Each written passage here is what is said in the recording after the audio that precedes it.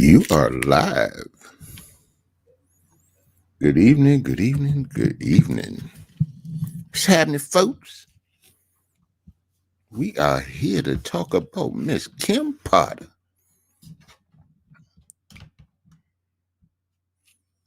and her guilty verdict. Yeah, they found old girl guilty.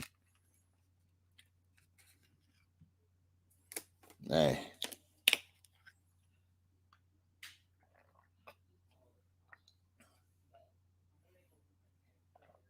tell you what, I need to get one of those gizmo machines. Well, I could just mute the mic.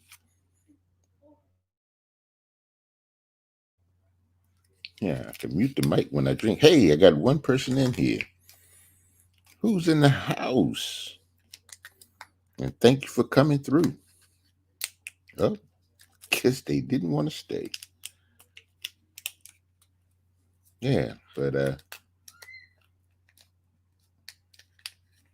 the Wright family got justice.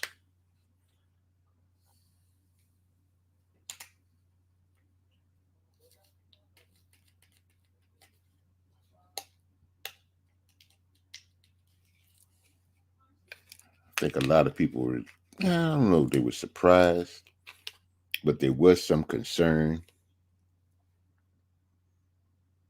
because at one time the jury was they were asking a question about what happens if they can't come to a consensus. Hey, what's going on, Bree? How you doing? Thank you for coming through. Yeah, excuse the noise in the background. I'm making my drinky drink.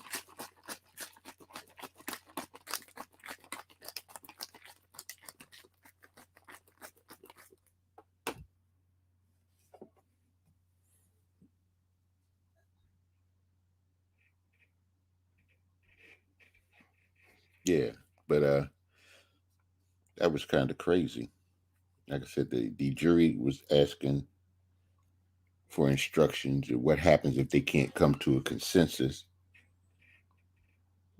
So I think some people were concerned that there would be maybe a hung jury or something, but it was, and it had to be a unanimous decision. Everybody had to be in agreement. It was just crazy how that went down. I really feel bad for the Wright family. I kind of feel bad for the officer's family as well. But the thing about that is that they get to go back home. I mean, they get to see their loved one, although it'll be under circumstances that you know, different than what they're used to. But but Mr. Wright's family won't see him anymore. And it was just crazy. It's crazy how the whole thing went down, and how you know they talked about that. I was reading, and one of the attorneys said that one of her attorneys, said that he was the reason why that uh, Dante Wright was the reason why he caused his own death, is what he was saying. That if he had just complied, now from what I read, he just wanted to know, why was he, they wanted to get out the car, and he asked why, and he got out the car, and then one of the officers, they were like, well, I could have just threw him down on the ground and put my knee on his neck. Wow. I mean, that's your thought process. That should let you know right there. Doing some online shopping, and I'm glad justice was served. She should have thought about the consequences for her actions before she pulled the trigger. I've been doing good, Bree. Yeah, yeah. But the crazy thing is that it, my whole thing is, how could you not know that this was a gun that you had? Because she had been training. She had been carrying a handgun since the beginning of her career. And then in 2005 is when they implemented the taser. And every year after that, she was trained with both weapons. So you had 15 years of training. Plus, you know, you're on duty. You go out, and I don't know how many times she's pulled her weapon, but you're still trained, and you carry your weapon, your gun on your dominant side. She said that she was reaching for her taser, which I don't believe. I believe she had the intent to kill. I, I'll give her the benefit of the doubt, Bree, and maybe she wasn't going to shoot the kid, but then again, because she said that she feared for the other officers' lives. So if you're in fear for your life, you're not pulling the taser. You're not. You're not pulling the taser. So yeah, that kind of kills that defense right there. When she said that she was in fear for the other officers' lives, so she was reaching for the taser. Well, if your intent was to grab the taser, you already know that your taser is in the opposite hand. So let's say she's, like I said, for argument's sake, my last video, I was like, if she's right-handed, then that's where the gun is. The gun's in the right on your right hip. So you know, and you've trained other officers, you've trained yourself, you've been training for since okay, this happened. Yeah, you've been training for about 16 years. You've been training all this time to know the difference between a gun and a taser. Now, I've never picked up either one, so I don't know, but I would imagine the loaded gun is probably heavier than the taser. And also, you also know that it's on your dominant side. So, if you should know this automatically, you know. But and like I said, I was listening or I read what the other officer said, and I was like, wow. I mean, that's your first thought is that, well, I was being nice and I didn't, just handcuff you and throw you on the ground. That's the go-to move right there. Yeah. I was being nice, buddy. So all I did was offer to handcuff you.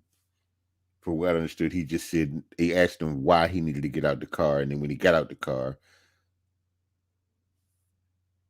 you know,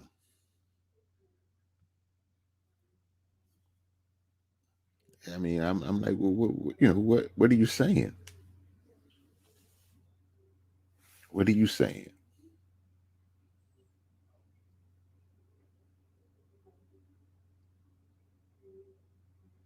Yeah, he said that the other officer, being a nice guy, he could have taken him and thrown him against the car and put his knee on his neck.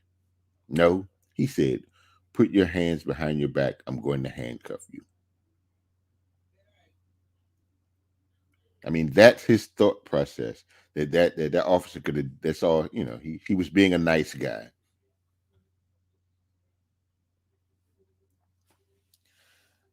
I don't know.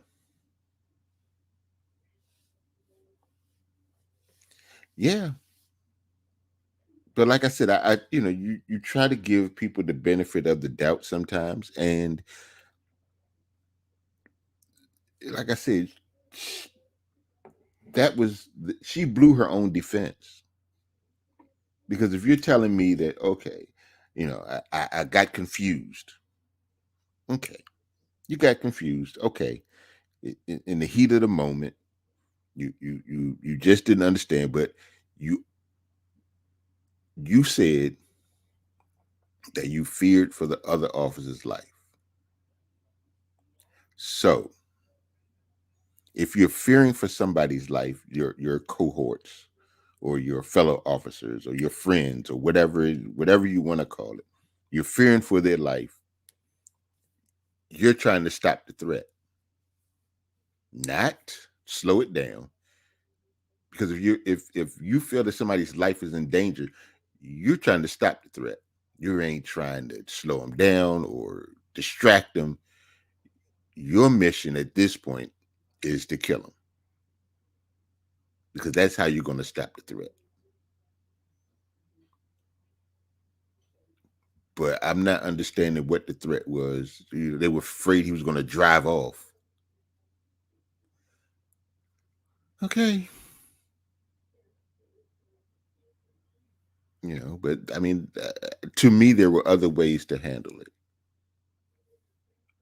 I mean, it was enough for y'all. I'm sure somebody could have snatched. They could have snatched him out the car. The door was open. It's not like the door was closed and you had to, you were hanging on the side of the car or whatever the case may be. So somebody could have just grabbed him and snatched him out. I mean, I wasn't there, so I don't know. I can only make an assumption. But it's pretty crazy to me. Her. I don't know if her intent was what her intent was. Was it to? I don't know. But what I do know is that she's guilty, and I mean, she was found guilty. And so, you. That's the only thing that I can tell you. Say, it's. These officers, a lot of them, you know, they're human beings, and I understand that. And you never know what you would do in that situation. But that's why they train them. They train them for situations like this. And like I said, she's been training with both weapons since 2005. So what happened? You can't have it both ways. You can't say you were confused and then turn around and say, "Well, I was afraid for my fellow officer's life."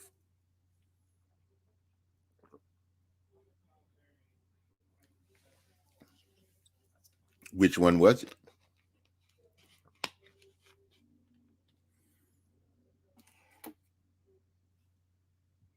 Yeah, your defense was one thing, and then you get on the stand, you say something else, or maybe she said both. I don't know, but I do recall her saying that she feared for her fellow officer's life. So that's what it was, and that's what it was. But hey, to each his own.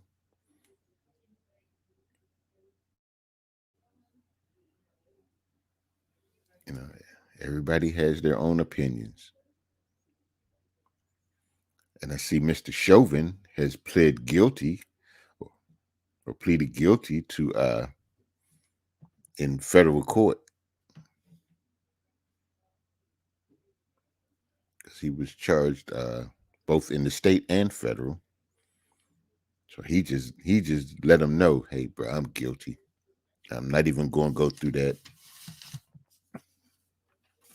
And from what I understand, he did that because he didn't want to go to the state prison, which is understandable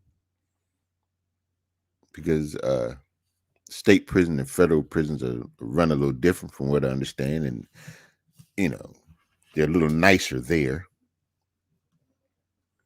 And because he's a police officer,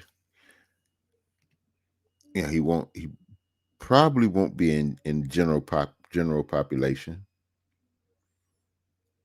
So hell, He doesn't have to worry about getting attacked by, and they said the chances of him running into people that, because he's been an officer for so long, a lot of there are probably quite a few people that he has put behind bars that are in the state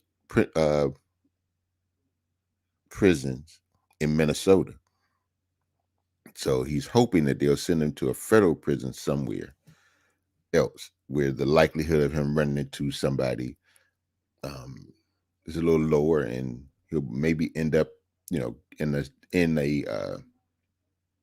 a section where they have the nonviolent offenders, where you get your white collar criminals who are more than likely not to, be violent. So I don't know if he did it because he's guilty, but he'll have to say that. Although it's obvious that he's guilty because everybody saw what they saw, and we've already been through that part, so I don't think there's any way that he could say, well, yeah, I was guilty in the state, but the federal charges, no, I'm not guilty. I mean, that's I wouldn't understand the rationale for pleading not guilty anyway, especially since you were found guilty of the same thing somewhere else. So he pled guilty and said, "Hey, you know what? Send me to prison." Yeah. So that's the story on these police officers, at least those two. And old Kim her attorney wanted her to be out on bond. Judge said, "Nope, you will be held in." They took her into custody right away, and she'll be there until her sentencing February the 18th. And one of the charges carries 25 year. I believe it was it 15. Let me double check. And the one is 10.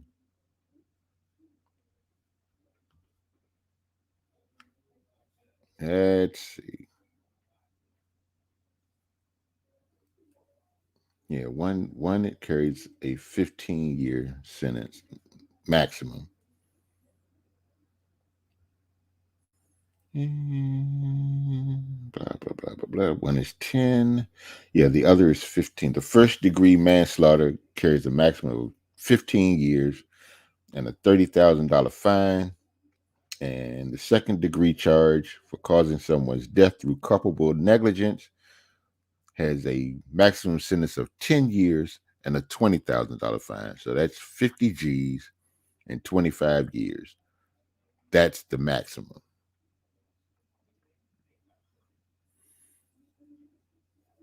So I guess now the question becomes, what would the judge say?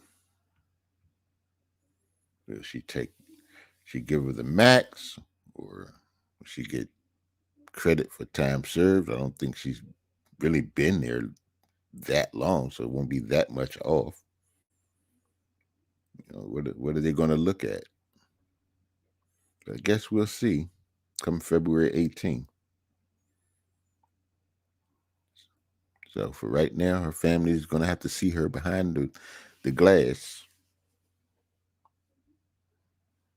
Like I said, I really feel bad for the Wright family, and any other family that has to go through stuff like that. Or not just that, because it's sometimes it seems like it's killed to be killed around these parts in the world, or in the country. But such is life, and it's the Christmas season. I guess everybody's out shopping. I know who ain't shopping. Yeah, Haven't been to a mall and I don't the shop shoot since the pandemic. You know, like Bree said, I guess majority of people are shopping online. You may have some people that venture out. I don't know. I don't know. Tomorrow's Christmas Eve, so I guess if you haven't gotten it done by now, maybe you have one more shot at it tomorrow. Some stores will be open; they'll close early, so we'll see. I remember growing up, and I know you may even be able to get some stuff on Christmas Day, depending on where you go, because there will be some stores open.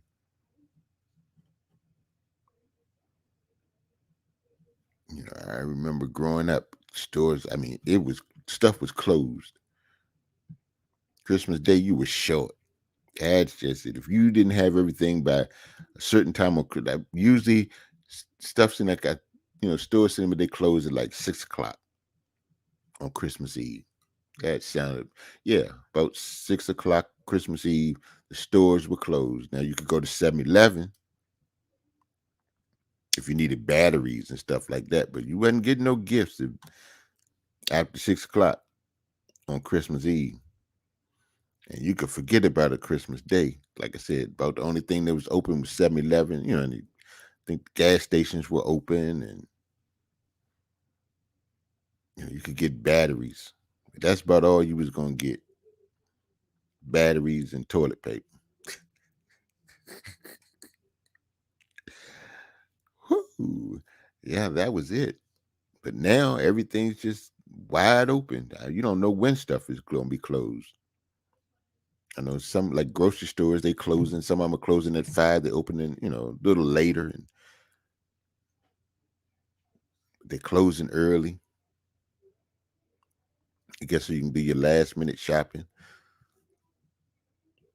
I know they used to be closed. Like grocery stores, they be closed. You didn't get your stuff on Christmas Eve. Then again, they may have been open. I don't know. All I guess the things that I needed to get, the stores were closed. But now with this, everything is all day, every day. You can always find something that's open. It's become more about money. How much money can I get? But you make your money how you make your money. Far be it for me to tell somebody they need to stay closed.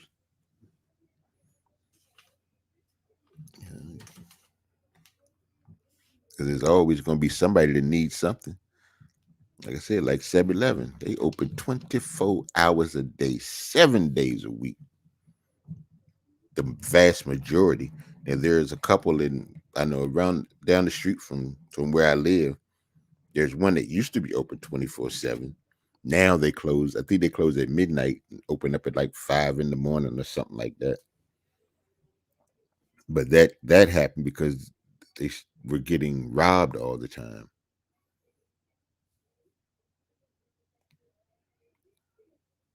So guess they figure, you know what? We look at what time people coming through here to rob us, and that's the time we'll close. So I guess it was probably kind of hard getting the police to sit there all night, and whoever ran the store probably didn't want to pay for, you know, round the clock security. Although they probably had cameras, but you know how that go. If they want to get in there, they gonna get in there. They don't. They gonna get what they get, and they're gonna do what they need to do, and not even care. You know, like right about now, people are like they're just breaking and stuff. Somebody broke in my son's truck the other day. Man, he had some nice speakers in there too. Some subwoofers. Mm, mm, mm. But like he said, he had to put a positive spin on it. Maybe, now he can get something that's bigger and better. And I'm sure he will. That's how he rolls.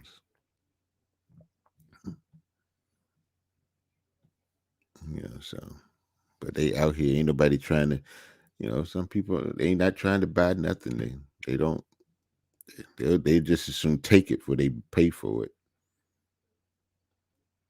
And this is the time that this is the season for scams and thieves of all walks.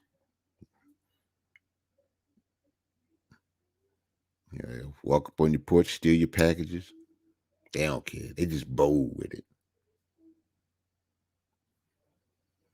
Breaking in houses. And that's why they tell you, when you're opening your stuff, for Christmas, don't set they started that a long time ago.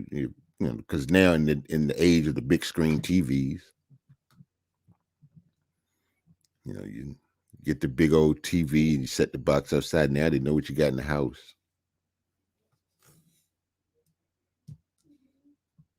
And here they the trend in some places where you got the follow people home thieves. They follow you home and wait till you get out your car and they snatching your stuff or snatching you or snatching your car, whatever it is they can get. Uh, but people keep saying, "Well, it's getting worse." No, it's always been like this. It has, as far as I can remember. Now, yeah, maybe not as bad. At least where I was, because where I grew up, we could sit out. We would sit outside all night. You could sleep with the door open, hang out in the park all night. You know, nobody really bothered you. If you wasn't bothering anybody, they wasn't bothering you. Now, there were some places where you probably shouldn't go or venture into, but that's any city. And, DC was no different. There were some places you just didn't venture. Even now, there's some places that I don't want to go at a certain time. Shoot, there's some places you can't, you don't trust going at any time, whether it's day or night. It, that's the way it is. Yeah. All righty then. Well, I guess this is going to be a very short live, which is fine. I get it. People are out shopping and, you know, but that's okay. Uncle be back. I just need to find my niche and find my time. But then again, you never know. So I'm gonna get on out of here. I'll be going live tomorrow night. I just keep showing up. Eventually, y'all will come. I know y'all will. I know y'all gonna show up. Don't forget to check out my radio show Sunday through Thursday at 10 p.m. It's Late Night with Unc on Vibe 95. You can find me on www.myi95radio.com or you can download the MyTuner app from your Play Store, the Google Play Store or the Apple Store. Download MyTuner, search Vibe 95, make it your favorite. There you go. So, till tomorrow. Hey, what's going on, Jared? Appreciate you coming in, but I was on my way out the door. So I will see you all on Friday. Oh, tomorrow night. Tomorrow's Christmas Eve. I don't know, but we'll see. I was supposed to go live Friday and Saturday, but that's Christmas Eve and Christmas Day. So chances are it probably won't happen. But I'll be back next Tuesday. So I will see you all then. And until then, remember to be happy on purpose and know that I believe in you too. Good night. Merry Christmas.